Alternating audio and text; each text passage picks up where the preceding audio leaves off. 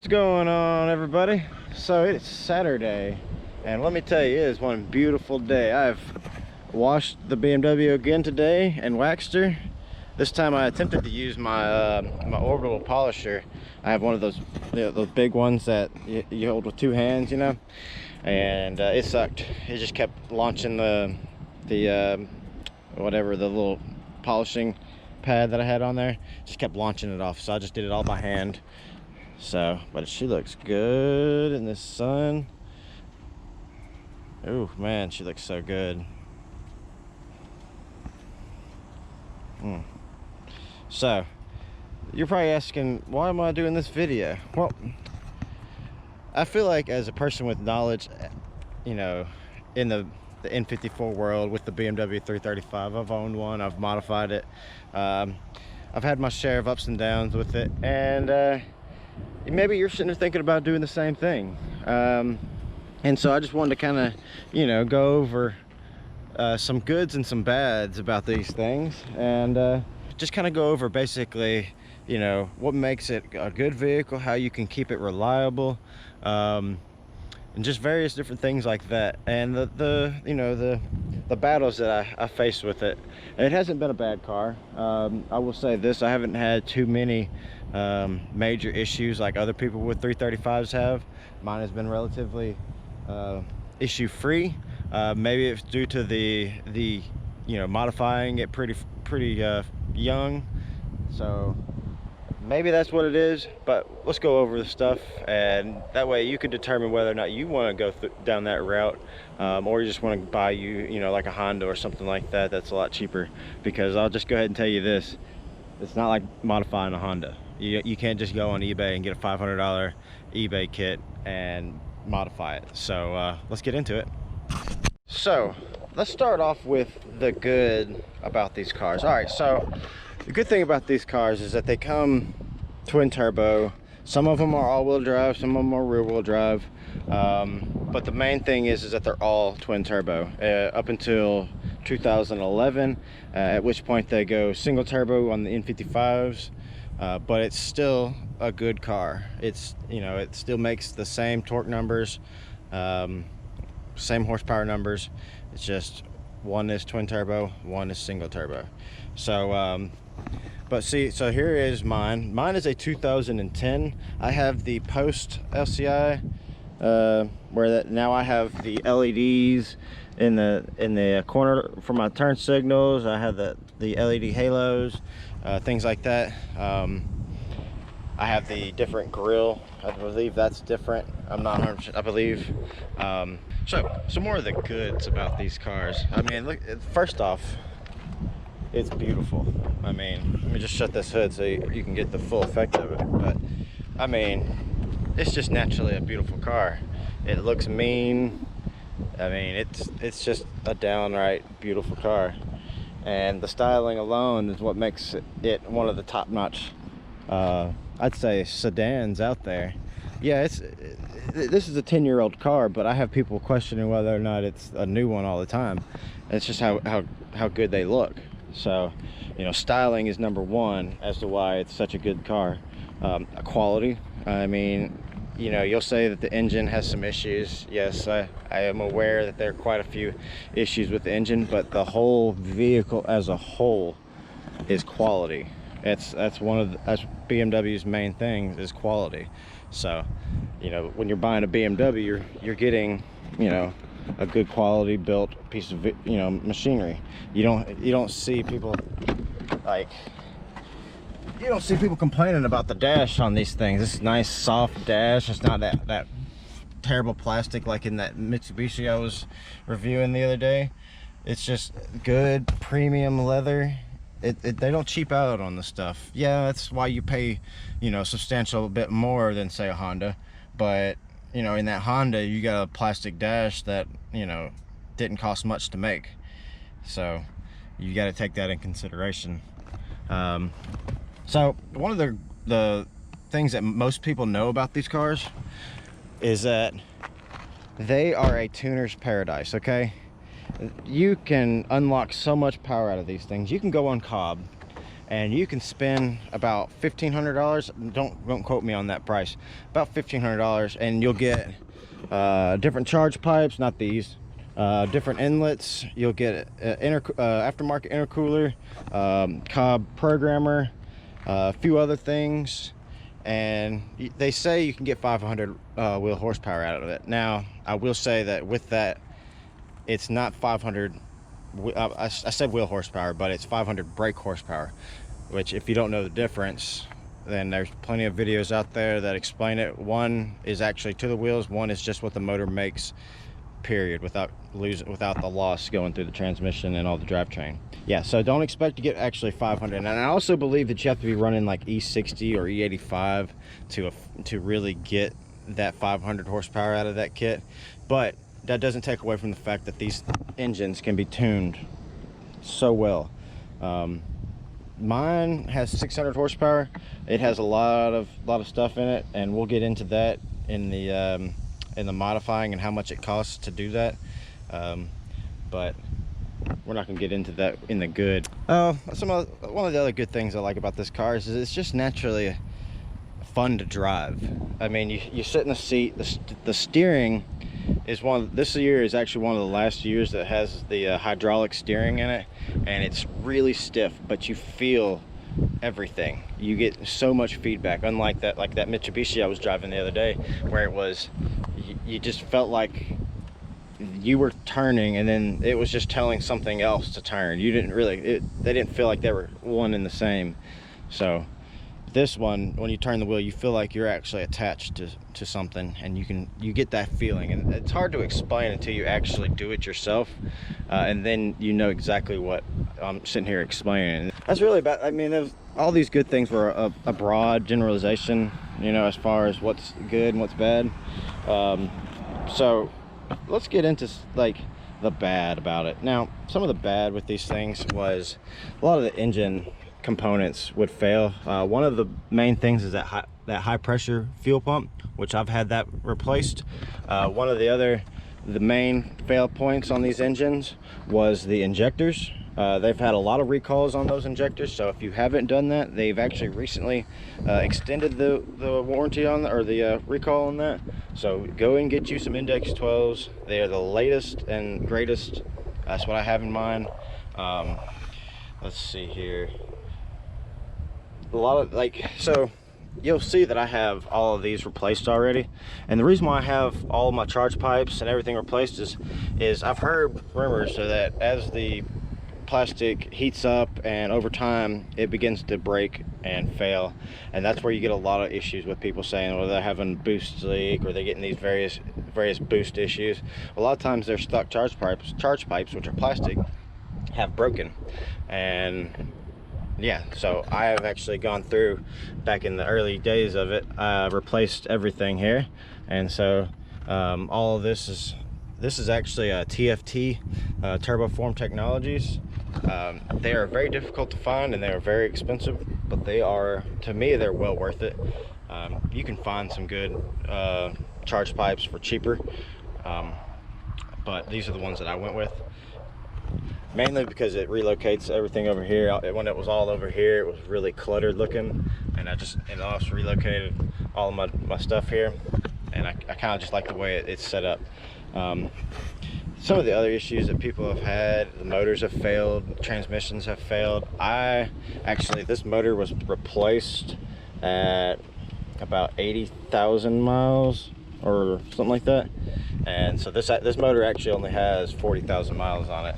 Ish, about 50,000 actually, so it's not too bad. It's still a young girl. Styling kind of goes back into it, because some people will say that this thing is very bland looking. That's what some people say, not me, because obviously I put it in the positives about it, but some people will say that it's kind of bland and just lacks style. Not me, but that could be considered a negative for you. Most of the engine stuff can be resolved with modification.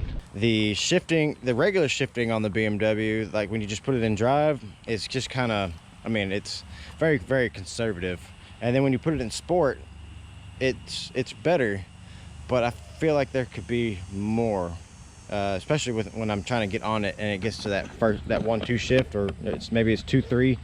I think it's 1-2, and it just bogs down, and it makes my 0 to 60 time look like crap. And I don't understand what it is, because once it gets past that bog, it goes like a hammer. But I don't know what the heck it is, and you'll see it here now. I'm going to show you right now, because I did some 0 to 60 pulls, and you'll see what I mean.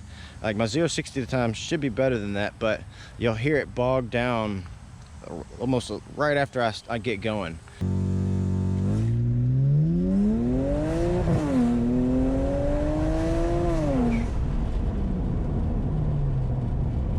That was slower.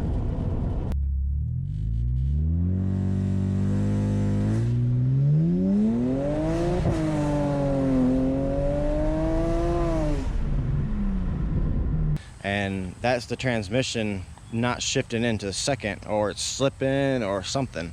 Maybe I need to check my transmission fluid, replace it or something. I don't know yet, but I need to look into that. Things for this thing, I don't have a whole lot of bad things to say about it. It's been a fantastic car.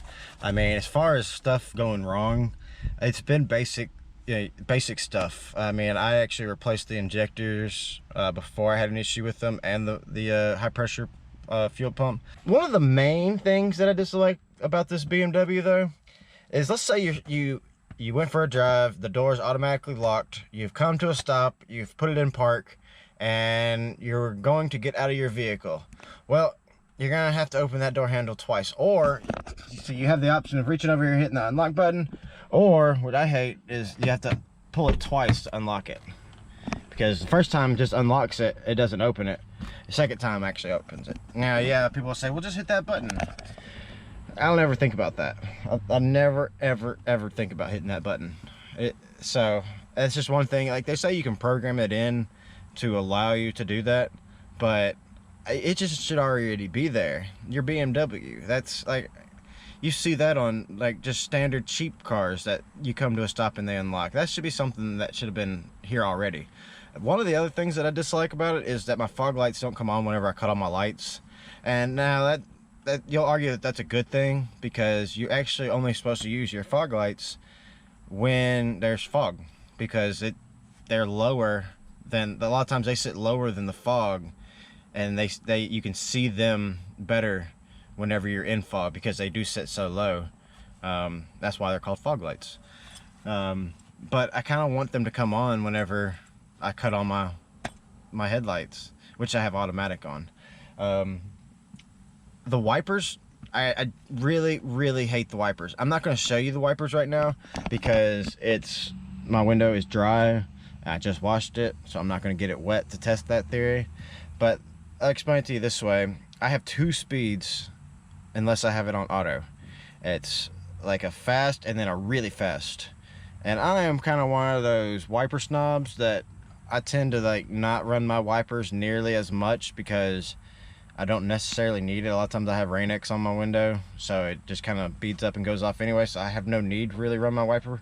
But at some points, the BMW doesn't have the speed that I want. It has everything after the speed that I want, unless I put it on auto. But with auto, it based on the speed in which I'm driving, so if I get to going faster, it speeds up, even if the rain doesn't speed up.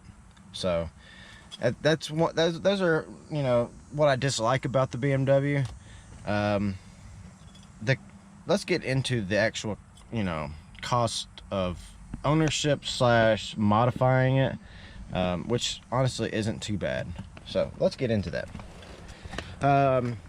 When it comes to actually modifying, it can get pricey, because this isn't like a Honda where you have, let's get with the tuning part of it.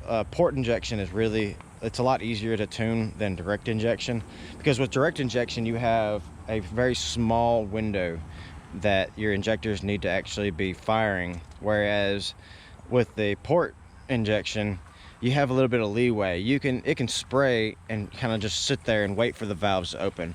But with the direct injection, you pretty much have to, it needs to be firing at the right moment, and so you have to pay a professional a lot of times to you know, put it on a dyno and figure out all those different things, and it's really hard to do by yourself. So that's where a lot of the cost comes in, is having other people do the work, because like replacing the turbos, I didn't replace the turbos. A lot of the work I didn't do myself. What I could do, I did myself, but a lot of the work I did not do myself. So a lot of the costs that I have in my my build is there's a lot of labor, because with the turbos, whenever you're replacing, let me show you something here real quick. So with the turbos, like with a Honda, you can basically install a turbo and the manifold with the motor in place. But with these right here, you cannot, because the turbos are down up in there where you can't really see. And so you have to actually drop the bottom out. Sometimes you can actually get access enough if you work really hard, you can get in there and get in there and replace them without pulling the motor. But a lot of times what people do is they just pull the motor. And so whenever I was getting the new motor, that's when the new turbos went on, and because it was the perfect time to do it. And that was expensive. The turbos themselves were, I think they were the upgraded RB turbos with all billet internals, all that. So I cannot remember, but I believe that they were close to $2,000 for that. And that was just the turbos. That didn't include the labor to put the stuff in, none of that. So and that was the most difficult part, was having them do that. Now these went in also at the same time, because if you've ever done inlets on a BMW, they're very hard. Now those TFT inlets that I have here, they are actually about $1,500 for them. So I don't expect people to go out and spend the money on those, because I mean, why would you? That's $1,500.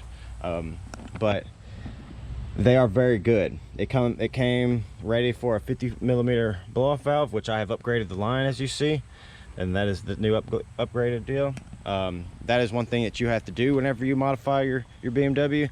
It has a very small orifice. That's just something minor you got to do. The exhaust was pretty expensive, which I ended up cutting up. Originally the MagnaFlow exhaust was about $1,200, and then the catless downpipes were, I believe, $500. And then let's see what else. The Cobb programmer was, I think it was like about $800 when I got it. And then I have the upgraded intercooler, which that was about $400. I have the upgraded fuel system, which that also was expensive. I think that was about $400 or $500. Let's see, what else do I have on here? I did not do anything internally in the motor. It still has the forged rods and crank, which is factory on these BMWs, which is why most people can get what they can out of these engines. The tuning is, having a tuner go into here and actually properly tune this thing is where it got expensive, because running it on a dyno is expensive all on its own. The cost of the dyno, and they use the dynoer, the